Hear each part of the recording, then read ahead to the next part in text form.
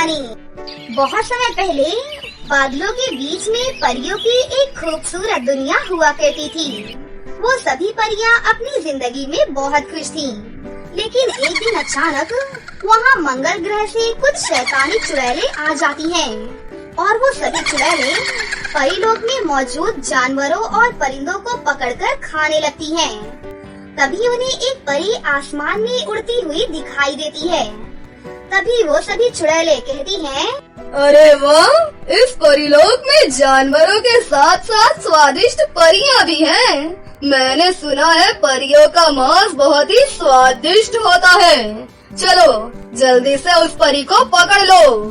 फिर सभी चुड़ैलें उस परी को घेर कर पकड़ लेती हैं। ये देखकर परी बहुत ज्यादा घबरा जाती है और रोते हुए कहती है, छोड़ दो मुझे, छोड़ दो। मैंने तुम्हारा क्या बिगाड़ा है? तुम यहाँ पर क्या कर रही हो? प्लीज मुझे छोड़ दो, मुझे कुछ भी मत करो प्लीज। बेकार में रोने का कोई फायदा नहीं है। अब हम तुझे मारकर खाने वाले हैं। नहीं, ऐसा मत करो प्लीज, मैं तुमसे विनती करती हूँ, मुझे छोड़ दो। लेकिन वो चुड़ैलें उस परी की एक नहीं सुनती और उस बेचारी को मार डालती है और बहुत ही मजे से उसका मांस खाने लगती है। अरे वाह, परी का मांस तो सच में बहुत स्वादिष्ट है। इसके मांस के सामने सभी जानवरों और परिंदों के मांस फीके हैं। आज के दिन से हम सिर्फ और सिर्फ परियों का ही मांस खाएंगे। फिर अगले दिन से चुड़ैलें परीलोक की परियों को मारकर खाना शुरू कर देती हैं। देखते ही देखते परीलोक की सभी परियों में चुड़ैलों की दहशत फैल जाती है। मंगल ग्रह से आई शैतानी चुड़ैलों ने हम सभी परियों को मारना शुरू कर दिया है। हमें किसी भी तरह अपने बचाव का उपाय सोचना ही होगा, वरना धीरे धीरे हम में से सभी परियां मारी जाएंगी और परीलोक का नामो निशान मिट जाएगा। लेकिन रानी परी, हमारे पास तो ढेर सारी शक्तियाँ हैं। हम उन चुड़ैलों को सबक सिखाकर उन्हें यहाँ से भगा सकती हैं। नहीं नहीं, मंगल ग्रह से आई शैतानी चुड़ैलें हमारे परिलोक में बहुत ज्यादा शक्तिशाली हो जाती हैं। हम यहाँ उनका सामना कभी भी नहीं कर सकती। इसीलिए उनसे उलझने की बजाय यहाँ से बचकर भागने में ही समझदारी है।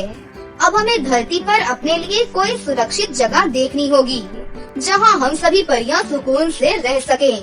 फिर सभी परियां सलाह मशवरा करने के बाद सभी परियां ये तय करती हैं कि वो धरती पर एक बड़ा सा जादुई कुआं तैयार करके वहाँ पर रहेंगी। उसके बाद रानी परी कुछ परियों को धरती पर सांस लेने वाली जादुई दवाई खिलाकर उन्हें कुआं खोदने के लिए पृथ्वी लोक पर भेज देती हैं। फिर वो सभी परियां पृथ्वी लोक पर नदी के किनारे वाले जंगल के पास पहुंच जाती हैं। तभी उन्हें खेतों में काम करती हुई कुछ लड़कियां दिखाई देती हैं। हमारे पास इतनी शक्तियां नहीं हैं, इसलिए हम इंसानों की तरह कुआं नहीं खोद सकती। हमें इसके लिए इन लड़कियों की मदद लेनी होगी। हाँ, तुमने बिल्कुल ठीक कहा, हमें इन लोगों की मदद लेनी चाहिए। फिर वो सभी परियां गांव की लड़कियों के पास पहुंच जाती हैं। उन्हें देखकर वो लड़कियां बहुत हैरान हो जाती हैं। लेकिन उसके बाद परी उन्हें समझाती हैं और उन्हें अपनी योजना के बारे में बता देती हैं। देखो, अगर तुम सब हमारे लिए एक बड़ा सा कुआं खोदकर तैयार करोगी तो उसके बदले हम तुम्हें सोने के सिक्के देंगे। सोने के सिक्के की बात सुनकर सभी लड़कियां बहुत ज्यादा खुश हो जाती हैं और फौरन कुआं खोदना शुरू कर देती हैं। फिर देखते ही देखते शाम हो जाती है, लेकिन वो सभी लड़कियां एक बड़ा सा कुआं खोदकर तैयार कर देती हैं। थोड़ी ही देर में उस कुएं के अंदर से पानी भी निकल आता है। ये देखकर सभी परियां बहुत खुश होती हैं। इसके बाद वो परियां गांव की लड़कियों को सोने के सिक्के बांट देती हैं। फिर अगले ही दिन परीलोक की सभी परियां उस कुएं में रहने के लिए आ जाती हैं। उसके बाद सभी परियां अपनी जादुई छड़ी कुएं के चारों ओर लगा देती हैं। अब हमारा कुआं पूरी तरह से जादुई कुएं में बदल चुका है। मंगल ग्रह से आई शैतानी चुड़ैलें धरती पर नहीं आ सकती। उनकी शक्तियाँ सिर्फ परीलोक के आसमान में ही काम करती हैं और धरती की चुड़ैलों से हमें कोई भी खतरा नहीं है। वो हमारी जादुई छड़ियों का सामना कभी भी नहीं कर पाएंगी। इसलिए अब तुम सब यहाँ पर बेफिक्र होकर रह सकती हो। फिर वो सभी परियां सुकून से अपने बनाए हुए जादुई कुएं में रहने लगती हैं। दूसरी तरफ परियों की जादुई छड़ियों से उन्हें रोज ढेर सारा स्वादिष्ट खाना भी मिल जाया करता था, जिस वजह से उन परियों को किसी भी प्रकार की कोई भी परेशानी नहीं थी। इस तरह सब कुछ ठीक से चल रहा था। लेकिन दूसरी तरफ कुआं खोदने वाली लड़कियों में नंदिनी नाम की एक लालची लड़की भी थी। सोने के सिक्के पाकर उसके मन में लालच आ जाता है और वो सोचती है, उन परियों ने कुआं खोदने के बदले हमें सोने के सिक्के दिए हैं। लगता है उनके पास बहुत सारे सोने के सिक्के हैं। अगर मैं किसी तरह उन परियों को मार दूं, तो उनके सारे सोने के सिक्के मेरे हो जाएंगे। उसके बाद मैं अमीर बनकर मजे से अपनी जिंदगी जीऊंगी। फिर अगले ही दिन नंदिनी ढेर सारा खाना बनाकर तैयार कर देती है और उस खाने में जहर मिला देती है, जिससे वो खाना पूरी तरह से जहरीला हो जाता है। उसके बाद वो उस खाने को लेकर उन परियों के जादुई कुएं के पास पहुंच जाती है। अरे तुम कौन हो लड़की, और यहाँ पर क्या करने आई हो? मैं तो तुम सबको जहर खिलाकर मारने आई हूँ। हाँ, क्या कहा तुमने अभी? हाँ, कुछ नहीं। वो मैं बोल रही थी, मुझे लोगों की मदद करना बहुत अच्छा लगता है, इसीलिए मैं आप सभी लोगों के लिए अपने हाथ से ढेर सारा स्वादिष्ट खाना बनाकर लाई हूँ। नंदिनी की बात सुनकर रानी परी बहुत ज्यादा खुश हो जाती है। उसके बाद रानी परी नंदिनी का दिया हुआ खाना सभी परियों में बांट देती है और सभी परियां वो खाना खुशी खुशी खाने लगती हैं। थोड़ी ही देर में नंदिनी का मिलाया हुआ जहर अपना असर दिखाने लगता है और एक एक कर सभी परियां बेहोश होने लगती हैं। और ये देखकर नंदिनी बहुत ज्यादा खुश हो जाती है। अरे लड़की, तूने खाने में क्या मिलाया था?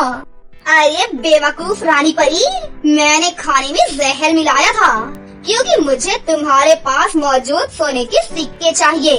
अब थोड़ी ही देर में तुम सबकी मौत हो जाएगी, समझी तू?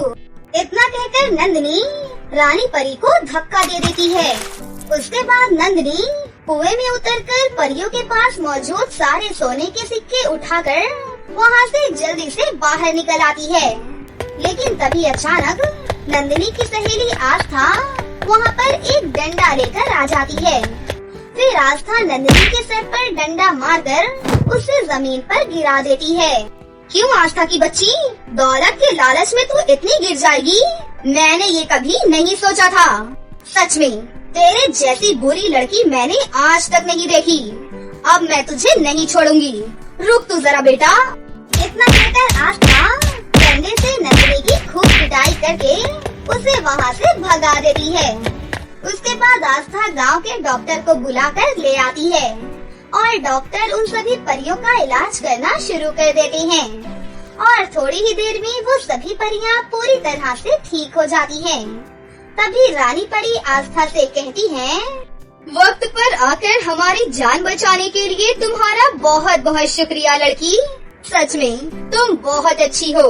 मैं तुम्हें इनाम के तौर पर एक थैली सोने के सिक्के देती हूँ। उसके बाद रानी परी आस्था को इनाम के तौर पर सोने के सिक्कों से भरी एक थैली दे देती है। इतना सारा सोना पाकर आस्था बहुत ज्यादा खुश होती है और वहाँ से खुशी खुशी चली जाती है। फिर सभी परियां जादुई कुएं के अंदर अपनी जिंदगी हंसी खुशी से जीने लगती हैं। बदलापुर नाम के गांव में मेनिका अपने माँ बाबा के साथ रहती थी। मेनिका के बाबा दूसरे के खेतों में काम किया करते थे और उसी से उनके घर का गुजारा चलता था। एक बार मेनिका के बाबा खेतों में काम कर रहे थे कि तभी एक जहरीला सांप उन्हें काट लेता है और उनकी वहीं पर मृत्यु हो जाती है। पिता के मर जाने के बाद मेनिका और उसकी माँ के ऊपर मानो गमों का पहाड़ ही टूट पड़ता है। घर में अब कोई कमाने वाला भी नहीं था। उसकी माँ पढ़ी लिखी भी नहीं थी, इसीलिए वो अपने गांव के ही सेठ धनीलाल के यहाँ झाड़ू पोछे का काम करने लगी। ऐसे ही दिन बीत रहे थे। फिर एक दिन अचानक मेनका की माँ की भी तबीयत बहुत ज्यादा खराब हो गई और उनके घर में खाने के भी लाले पड़ने लगे। माँ की तबीयत भी खराब है, इसीलिए वो काम पर नहीं जा पाती। अगर मैं भी इसी तरह हाथ पर हाथ रखकर बैठी रही, फिर तो हम दोनों माँ बेटी ऐसे ही भूखे मर जाएंगे। मेनका ने सोच लिया कि अब से वो अपनी माँ की जगह काम करने जाया करेगी। माँ, आप अपना ख्याल रखना। आप जहाँ काम करती थी, मैं वहीं काम करने जा रही हूँ और काम करके सेठानी जी से जो भी पैसे मिलेंगे, उससे मैं आपके लिए कुछ खाने का सामान और दवाइयाँ लेकर आऊंगी।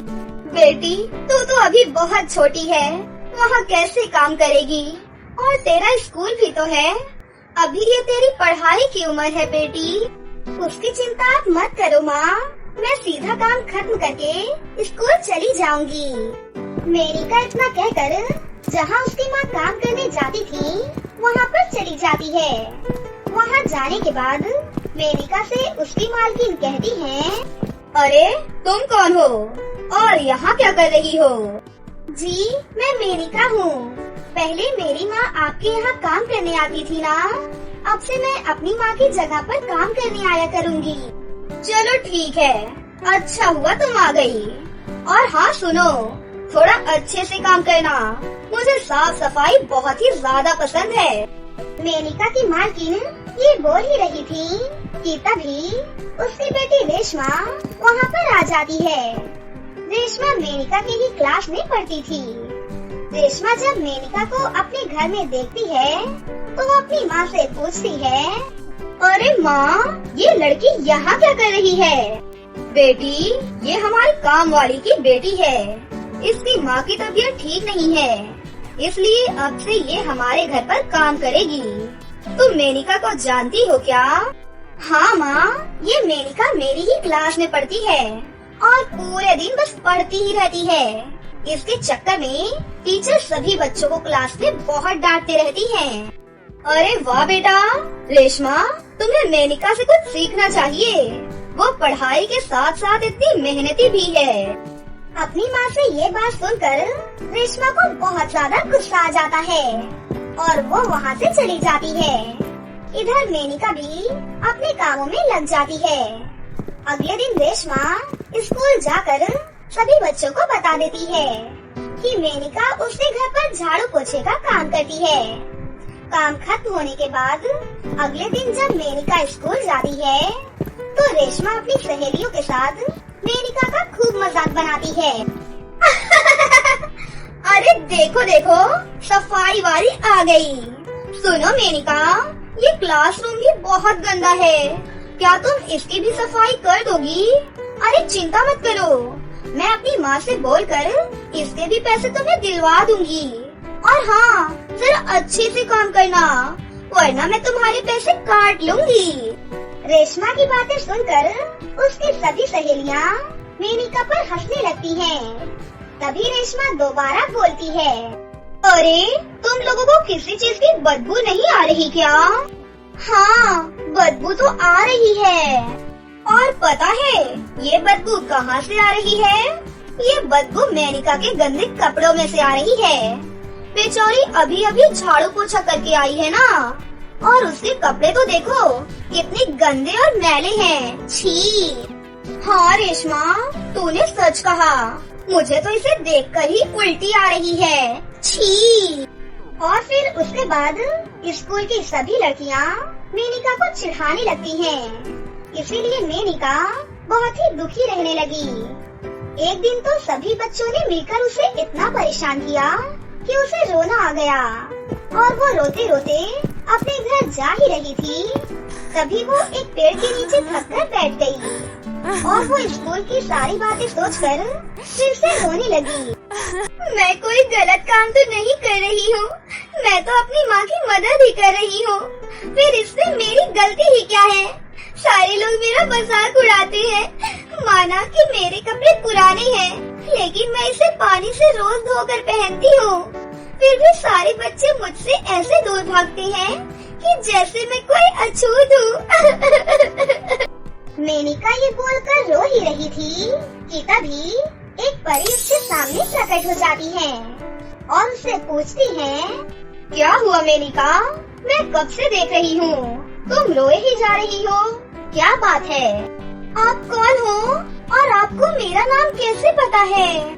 मैं सौम्या परी हूँ और मैं इस पेड़ पर आराम कर रही थी। तुम्हें ऐसे उदास देखकर मुझसे रहा नहीं गया। बताओ तुम्हें क्या परेशानी है? मैं तुम्हारी मदद करना चाहती हूँ। फिर मेनिका सौम्या परी को सारी बातें बताती है। अच्छा, तुम चिंता मत करो मेनिका, मैं तुम्हारी मदद करूँगी। तुम बस मुझसे वादा करो कि आज के बाद तुम कभी भी नहीं रोओगी। और फिर सौम्या परी अपनी जादुई सितारा छड़ी से वहाँ पर एक बहुत ही सुंदर फ्रॉक को प्रकट करती है। मेनिका, ये प्यारा सा फ्रॉक तुम्हारे लिए है। और हाँ, ये कोई साधारण फ्रॉक नहीं है, बल्कि ये जादुई फ्रॉक है। इस फ्रॉक को पहनते ही तुम दुनिया की सबसे प्यारी और खूबसूरत लड़की बन जाओगी, जिसके बाद हर कोई तुम्हारी तारीफ करने पर मजबूर हो जाएगा। और हाँ, तुम इस जादुई फ्रॉक से जो भी मांगोगी वो तुम्हें तुरंत ही मिल जाएगा। अब तुम खुशी खुशी अपने घर जाओ। सौम्या परी से इतना सुंदर फ्रॉक पाकर मेनिका बहुत ही ज्यादा खुश हो जाती है और परी का धन्यवाद करके खुशी खुशी अपने घर वापस आ जाती है। मेनिका जैसे ही उस फ्रॉक को पहनती है, वो एक बहुत ही खूबसूरत लड़की में बदल जाती है।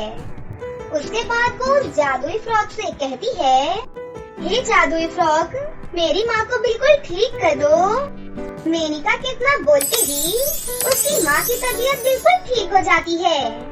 अब तो मेनिका को जब भी किसी चीज की जरूरत होती तो वो उस जादुई फ्रॉक से मांग लेती। अब मेनिका को स्कूल में भी कोई कुछ नहीं कहता था, बल्कि अब तो हर कोई मेनिका से दोस्ती करना चाहता था। समय का पहिया कुछ इस तरह से पलटा कि अब स्कूल में रेशमा से ही कोई भी बात नहीं करता था। अब रेशमा को भी अपनी गलती का एहसास हो जाता है और वो मेनिका से माफी मांगती है। फिर मेनिका उसे भी माफ कर देती है और उसे अपनी सहेली बना लेती है। विष्णुपुर नाम के एक गांव में एक श्वेता नाम की लड़की रहती थी, जिसके पिता ने कुछ समय पहले ही काव्या नाम की एक औरत के साथ में दूसरा विवाह किया था। काव्या श्वेता को बिल्कुल भी पसंद नहीं करती थी, उसके साथ अच्छा व्यवहार नहीं करती थी। यहाँ तक कि काव्या श्वेता को कोई ढंग के कपड़े भी नहीं देती थी और उससे पूरे घर का काम भी करवाती थी।